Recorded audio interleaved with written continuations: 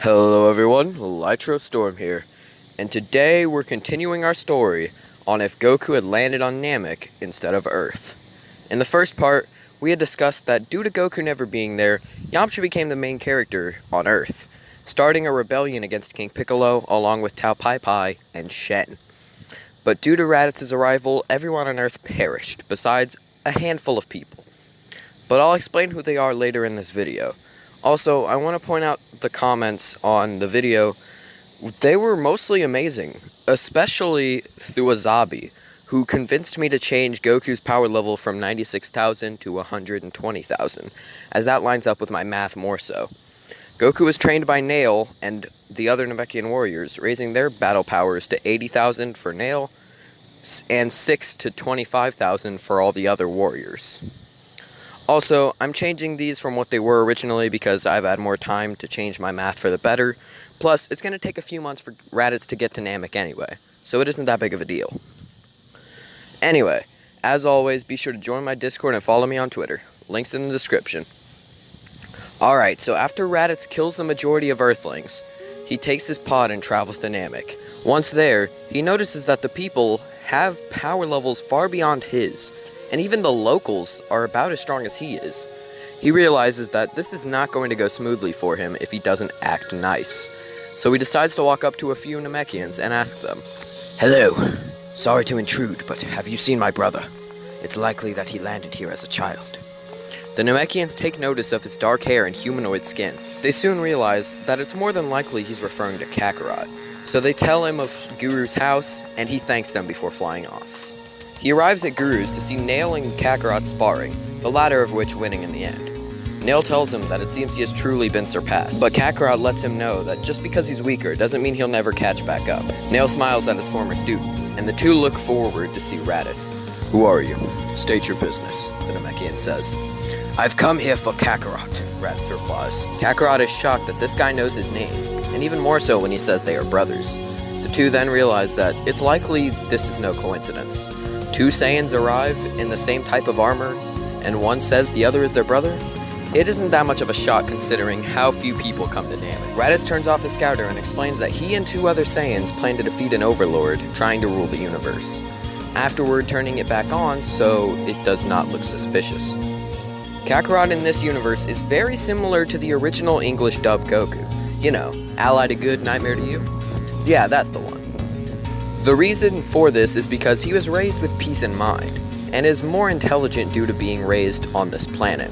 Kakarot agrees to come if they're really going to be protecting people. Guru then calls Raditz into his house, sensing his bad aura. "What you say is true, but how you go about saying it is not. I can feel your evil presence from a mile away. If you're truly going to be taking Kakarot, assure me no harm will come to him."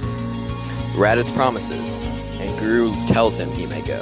Kakarot bids Nail and Guru goodbye, and they go toward his pod.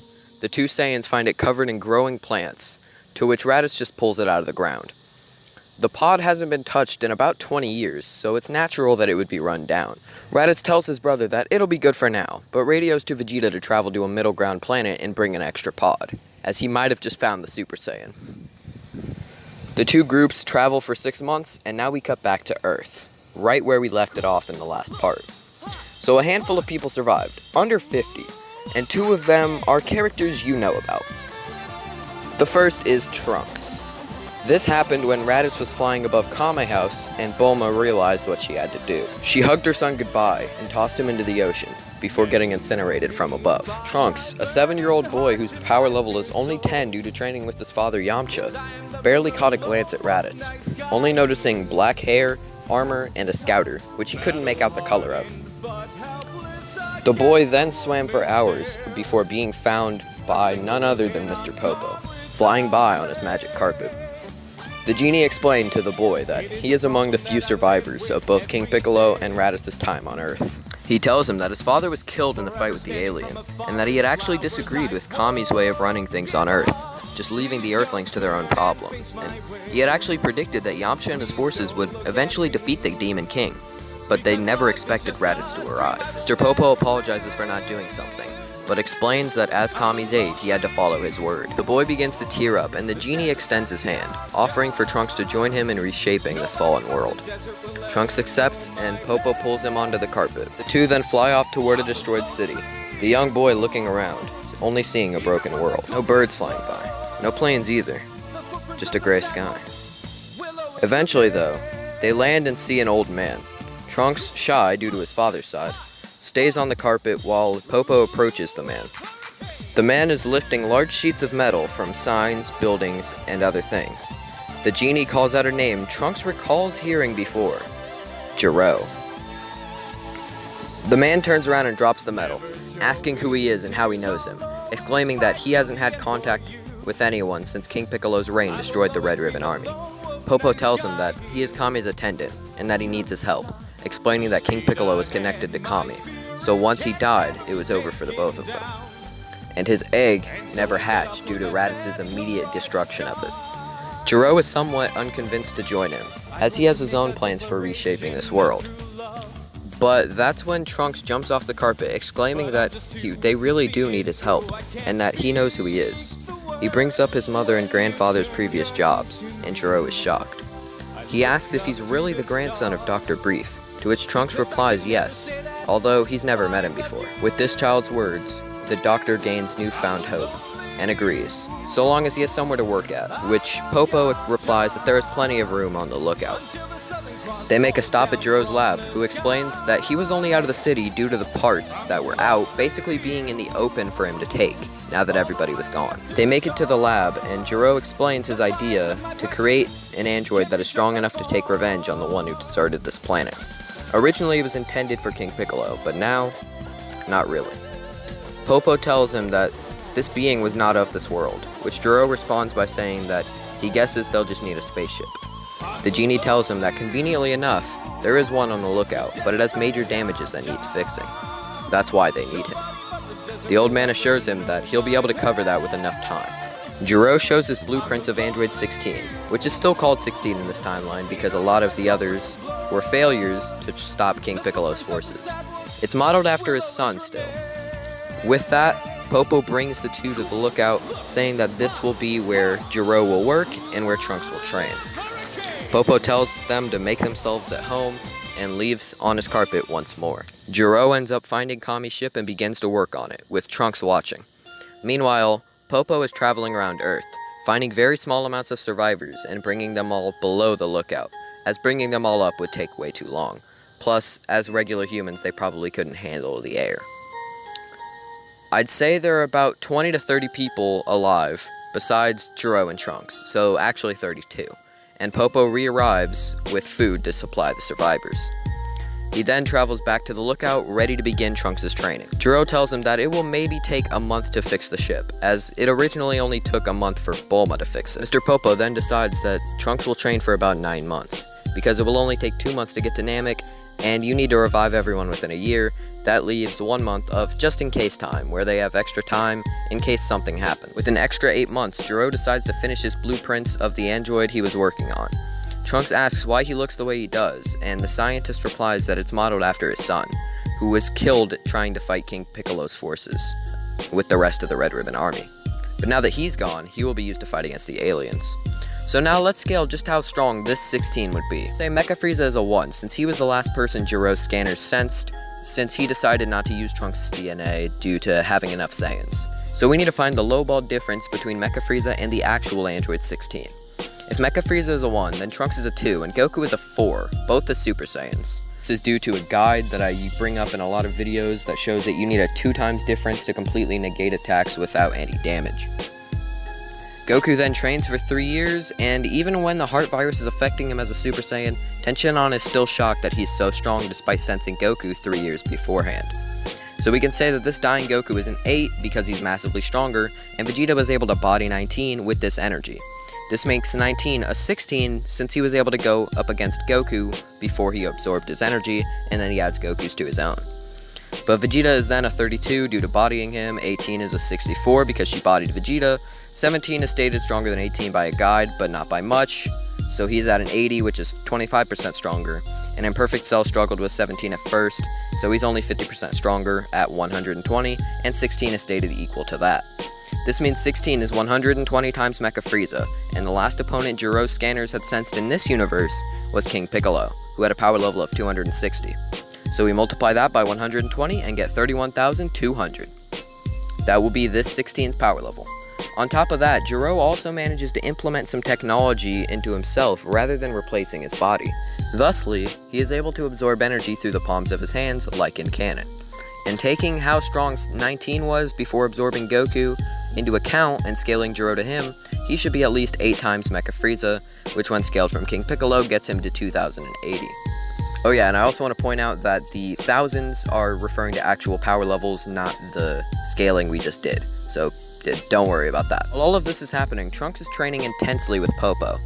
The genie knows the strength of Raditz and will be training the boy to surpass that strength within the 9 months they have. So the time chamber is utilized as much as Trunks can handle, which is only a few months. But that works, as that makes about a full year's worth of training when combined with the training outside of the chamber. I'd say this at least gets Trunks up to 2,000, as the humans were able to reach similar lengths without the time chamber. Also consider that Trunks will be sparring with 16 from time to time, so 2,000 seems reasonable. They then travel to Namek, and now we're going to cut back to the Saiyans. Raditz and Kakarot meet up with Vegeta and Nappa, and begin discussing their plans to overthrow Frieza with their scouters off. Raditz explains that Kakarot is strong enough to take on Captain Ginyu in his base form. Kakarot then asks what he means by base form, as this version has kept his tail due to Namek not having a moon. Vegeta makes sure to let Nappa and Raditz know that Kakarot is not to know about the Usari form, as if he learned it, it could be insanely hard to stop for them. Well, at least this is what he says. What he really thinks is that it would mean a low-class warrior had completely surpassed him, which would greatly damage his pride. Kakarot tells them that the best way for them to gain strength isn't to go out on missions destroying other planets, but instead to train. And with that, they begin training for 2 or 3 months. During these few months, they are also traveling around so they can supply their Saiyan appetites. These 3 months manage to help them reach power levels of 150,000 for Kakarot, 36,000 for Vegeta, 15,000 for Nappa, and 6,000 for Raditz. They then realize that they aren't gaining enough, and that if they fought the Ginyu Force, they would more than likely lose. Vegeta then asks if there are any strong warriors Kakarot knows, as if they end up fighting Frieza's forces such as the Ginyu Force, a 5-on-5 would be much better odds than a 4-on-5, especially considering their strength. Kakarot tells them that Nail is his rival, and unlike him, he has not been held back these past few months training against weaker opponents, and has likely surpassed him by now. They then travel back to Namek, which only takes a few months due to moving around the whole time, plus Kakarot got a new pod which is fully functional, so that's a bonus as well. By the time they reach Namek, they see a dragon is in the sky, which Kakarot says is the eternal dragon that grants wishes when summoned. They fly toward it to see who is summoning it, only to see a tall man, an old man, and a young boy alongside Nail and Guru. Kakarot lands and Nail welcomes him back home. He then asks who these people are, to which his rival replies that they are Earthlings trying to fix a broken world, and that they had just made a wish to resurrect their guardian. By the way, this also means King Piccolo is back. Nail then says that that was the only wish they asked for, so they were just about to send them back on their way home. Kakarot explains why they are here, to recruit Nail. Nail, whose power level now sits at 160,000 after 9 months of solo training without being held back, replies that he doesn't think he should leave Guru, as his perception of protection is to make sure that Namek alone is protected, and anything else isn't really his business. Kakarot asks him again, explaining that the galaxy could be in danger, but it's all tuned out by Trunks, who is staring at the Saiyans. He flashes back to when he was hugging his mother for the last time, seeing that figure with dark hair and armor. 2 of these people have those here. Vegeta and Raditz both have it. But something is missing. Trunks thinks hard, and eventually comes to a conclusion. Green. That thing on his eye, the last thing he remembered from that moment, was a green piece on his eye. He doesn't know what it is, but all he knows is that it was green.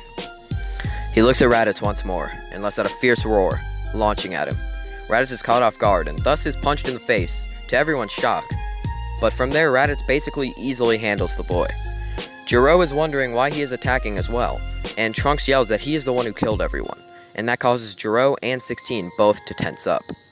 They don't want to jump in, as 16 can sense with the scanners that these guys are stronger than either of them, and Nail quickly calls a stop to this fight, demanding that they never try to battle on this planet again, especially not in front of the Grand Elder. That's when he's cut off by everyone sensing a massive energy from up above. Vegeta yells out that it's Frieza and tells everyone to get in their pods and leave, but Kakarot decides to stand his ground. Also, the reason Frieza is showing up here is because he learned the location of Namek sooner, based on Raditz, and wanted to get it out of the way due to the potential Saiyan life on it, as well as its abnormally high battle powers. Anyway, Kakarot does a Mystic Flash toward Frieza's incoming supernova. He's quickly getting pushed back, so Nail joins him with his own Mystic Flash. 16 also prepares a Hell's Flash and unleashes it at the blast as well, so it's actually holding back Frieza's blast quite well. When the Saiyans are about to join in, everyone hears Guru's loud voice, which isn't understandable to anyone but Kakarot and Nail. This results in all of them being removed from this planet and teleported to another. And that's where you guys come in. What planet do Kakarot, Nail, the Saiyans, and the Earthlings appear on? I'll give you a few options. Yardrat, where they can potentially learn instant transmission and gain allies from the Yardrats. Kanasa, where they will gain the forces of the Kanasans, who have the ability to see into the future, and maybe one of the members will also get that ability.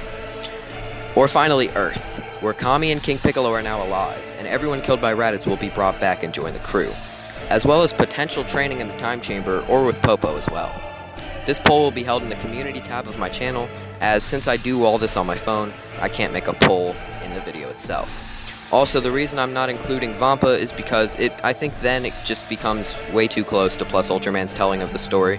Anyway, I hope you all enjoyed part 2 of this series, and please make sure you vote to see how the story will change going forward. But as always, like the video if you enjoyed, tell me what you think will happen next, comment your requests for future videos, and subscribe. Thank you for watching, and have a great day.